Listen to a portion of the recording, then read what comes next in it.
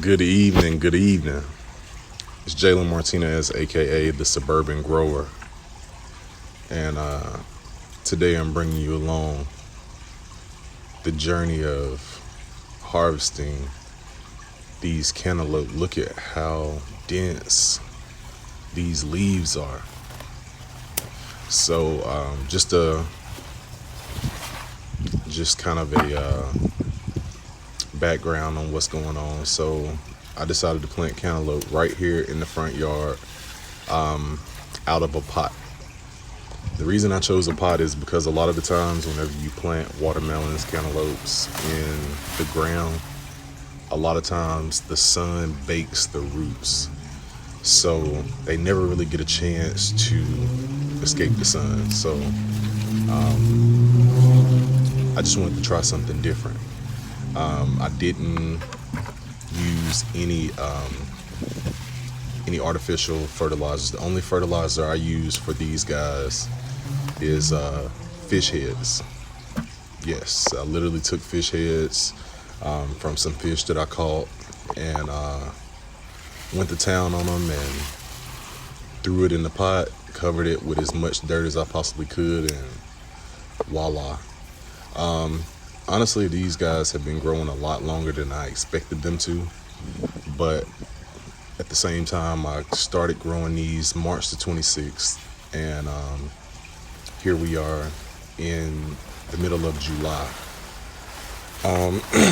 Honestly, I was waiting on them to look like grocery store melons, but when it's all said and done, like you all have learned before, there's absolutely no way to clone. Look at that. That's a smooth melon. To clone those fruit and make them look the same. And as you will soon find out, they seem, even though they came out the same fruit, they seem to still have that genetic cross. I think with I need another bucket. other melons. I know that sounds crazy for melons, but it just goes to show you how much we have changed Mother Nature over the course of time. So honestly, I was looking at it. I'm just really glad to have that stuff from right there by the front door. Just look at that. I mean, it was cool while it lasted, but I'm surprised I didn't run across any snakes, to be totally honest, because it was thick. So at this point, I think I'm fixing to go get another bucket. Yeah. But yeah, you guys, I just wanted to do something different. I have trees. I have any and every kind of tree, every kind of fruit tree that you could imagine. I have one. But I just wanted to watch something else grow, and